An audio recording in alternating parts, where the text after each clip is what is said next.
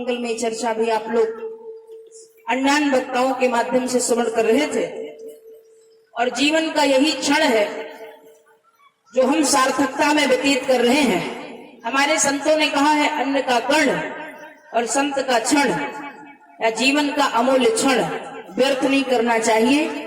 और आप तो पूरी तरह सार्थक कर रहे हैं, पर यही लोग थोड़े से गफलत में है ना, पूरी संख्या में नहीं आ रहा है। अच्छा, कोई भी बात, वैसे नारी तो नारायणी, तो सबसे पहले, यद्यपि ये पहले से बदनाम है, या देवी सर्वभूतेषु हल्ला रूपेण संस्थिता नमस्तस्यै नमस्तस्यै नमस्तस्यै नमो नमः, लेकिन यहाँ ये बिल्कुल बाजी पहले मार रही है ना, पहले आना और बाद में जाना और उपस्थिति भी अपनी अच्छी दर्ज कराना। यहाँ नारायण का लगता है कि सिक्का खोटा होने वाला है ना, तो है इनकी उपस्थिति आप देख लो, स्वयं तुलना कर लो।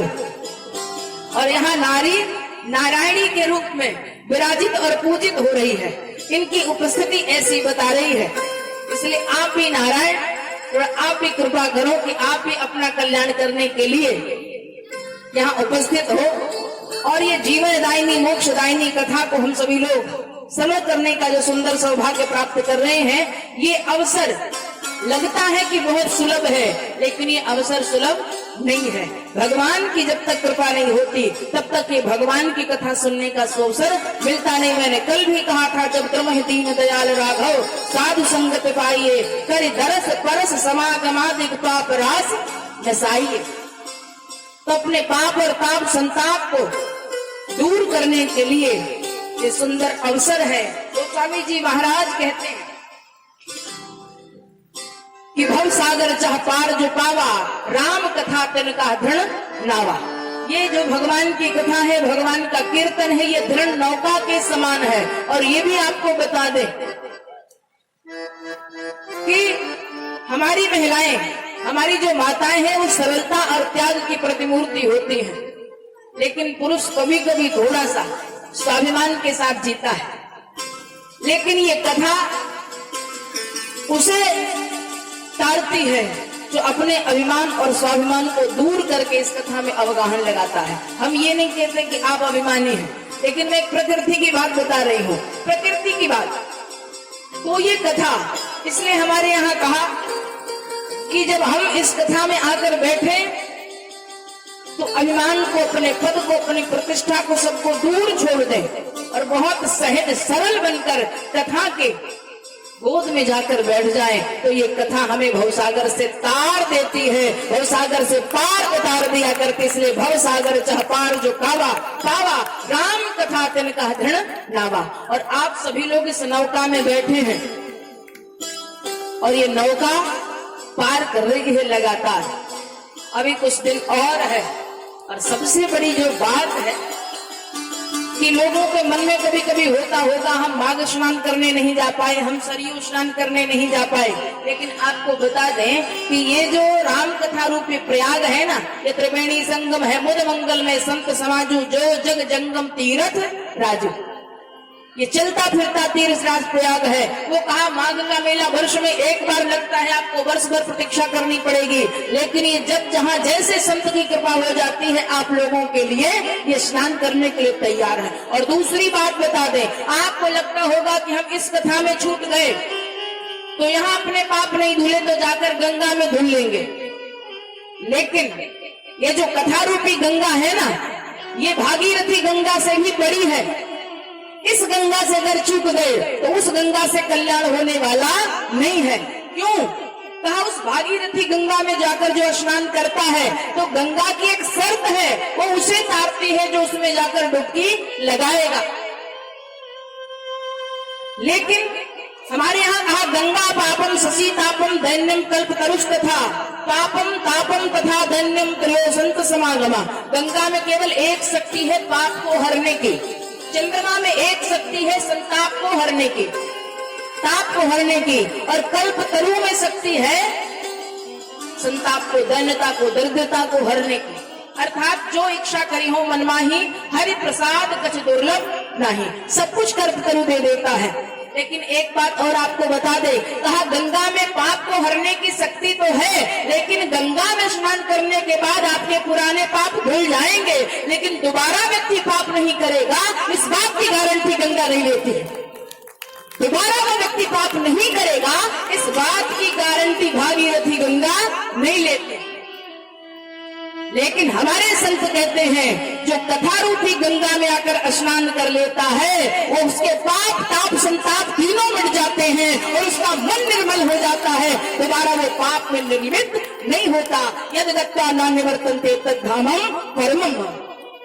तो ऐसी ये कथा की महिमा है और इस कथा को आप सभी लोग श्रवण कर रहे हैं। आइए 2 दिन से केवल इधर उधर की भूमिका में समय बहुत व्यतीत हो जाता है, मूल बिंदु पर हम लोग पहुंच ही नहीं पाते, जैसे भूमिका समाप्त कैसे समय समाप्त हो जाता है। तो लोग कहते होंगे कि केवल भूमिका ही में समय निकल जाता है, कथा मूल हो नहीं पाती। आइए हम सभी लोग मूल कथा की ओर चले। और हमारे भोलेनाथ भगवान शंकर अयोध्या में है, मैया पार्वती से कह रहे थे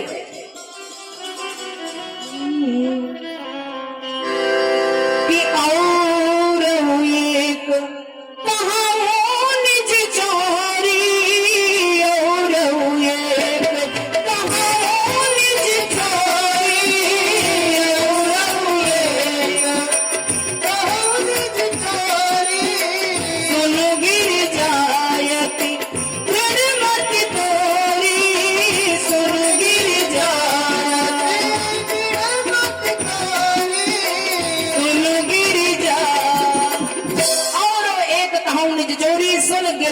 धृणमती तोरी। पहले तो आप भगवान शंकर का परिचय जान ले। भगवान शंकर कौन है? आशुतोष। भगवान का एक नाम है आशुतोष। आशु माने शीघ्र, तोष माने प्रसन्न होना। अभी कुछ दिन पहले शिवरात्रि गई। यही एक ऐसे देवता हैं जो बहुत शीघ्रता से प्रसन्न हो जाते हैं और बाकी देवता इतनी जल्दी प्रसन्न होने वाले नहीं है। एक बार एक गांव में शंकर जी का मंदिर था और गांव वालों ने मिलकर एक बड़ा सा पीतल का घंटा शंकर जी के मंदिर में चढ़ाया। बोलो शंकर भगवान की। पीतल का घंटा चढ़ा दिया। लेकिन हर गांव में अच्छे बुरे हर कोई होते हैं, तो उसी गांव में एक चोर भी रहता था, पर वो प्रत्यक्ष वाला चोर नहीं था, वो चुपचाप चोर वाला चोर था, है ना। उसने सोचा सब गांव वालों ने मिलकर बढ़िया पीतल का घंटा चढ़ाया है, क्यों ना मैं चला जाऊं मंदिर में। और मंदिर में चला गया। उस घंटे को चुराने की नियत से रात में गया और उसकी ऊंचाई थोड़ी कम थी, छोटे कद का था। अब वो बेचारा कुछ समझ नहीं पा रहा था, इधर उधर से सीढ़ी उड़ी लेके आएंगे तो पकड़े जाएंगे। उसको कुछ समझ में नहीं आया तो भगवान शंकर की पिंडी पर चढ़ गया। बोलो शंकर भगवान की। पिंडी पर चढ़ गया। जैसे ही पिंडी पर चढ़ा घंटे को पकड़ा, हिलने लगा और घंटा घन घन करके बजने लगा। तब तक भगवान शंकर प्रकट हो गए। भोले बाबा ने कहा भक्त वरदान मांगो। वो तो बड़े आश्चर्य में पड़ गया। बोले प्रभु ना मैंने आप पर बिल्वपत्र चढ़ाया, ना धतूरा चढ़ाया, ना अक्षत चढ़ाया, ना गंगा जल चढ़ाया, कुछ भी नहीं चढ़ाया। और सच बताए मेरी भावना अच्छी नहीं थी इस मंदिर में जो मैं आया था। भगवान शंकर ने कहा बात वो अलग की है, तू किस लिए आया था, लेकिन तुमने आज तक जो चढ़ाया वो दुनिया में किसी व्यक्ति ने नहीं चढ़ाया। कोई मुझ पर बिल्वपत्र चढ़ाता है, कोई धतूरा चढ़ाता, कोई अक्षत चढ़ाता है, लेकिन अक्षत बिल्वपत्र धतूरा चढ़ाने वाला भी सही मायने में आत्मसमर्पण नहीं कर पाता मेरे चरणों में। तूने तो अपने आप को ही मुझ पर चढ़ा दिया।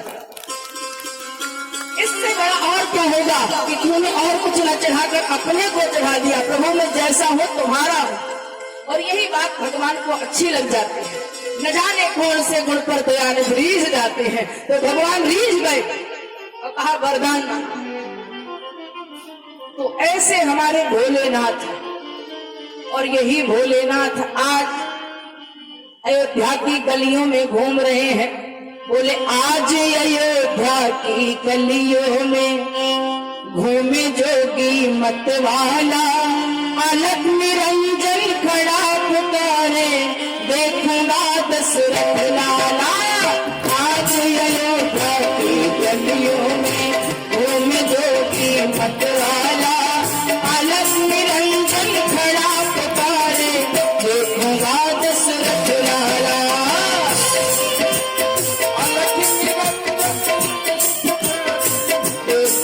दशरथ लाला आज अयोध्या की गलियों में।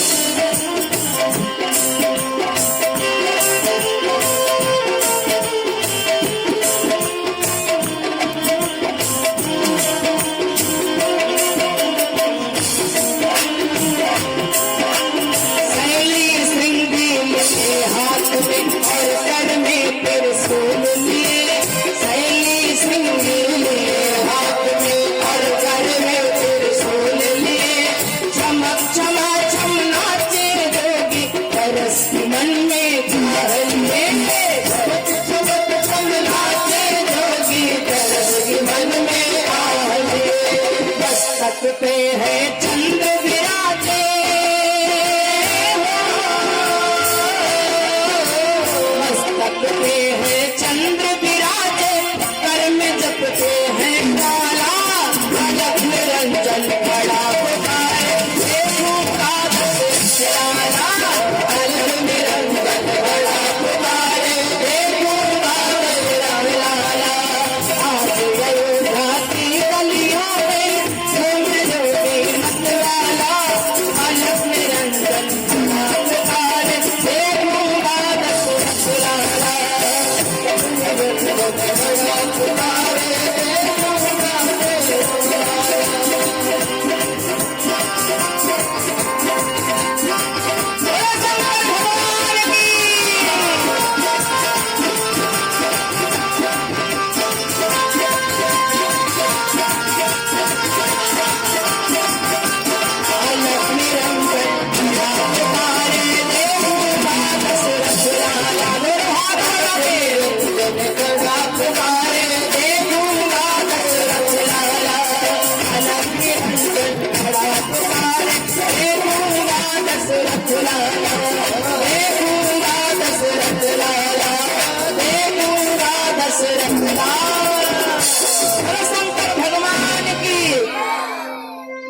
भगवान शंकर अयोध्या में आए हैं। पार्वती जी ने पूछा, आप झूठ बोल रहे हैं या सही में गए थे? शंकर जी ने कहा, प्रमाण है हमारे पास कागभुसुंडी जी महाराज कि कागभुसुंडी